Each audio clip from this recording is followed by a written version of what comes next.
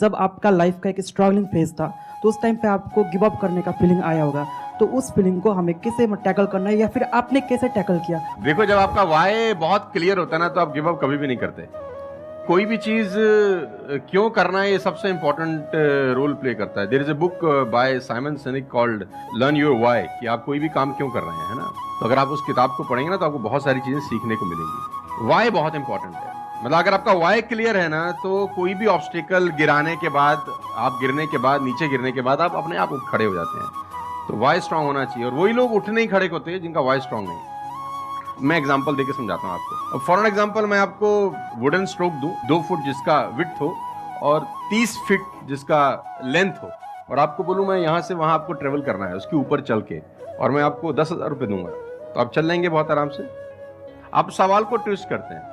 अब उसी फट्टे को मैं 100 माले की 2 बिल्डिंग के बीच में लगा दूं, अब आप चलेंगे? लेकिन मैं अगर आपको अभी भी चलवा दूं तो आप अभी भी चलेंगे।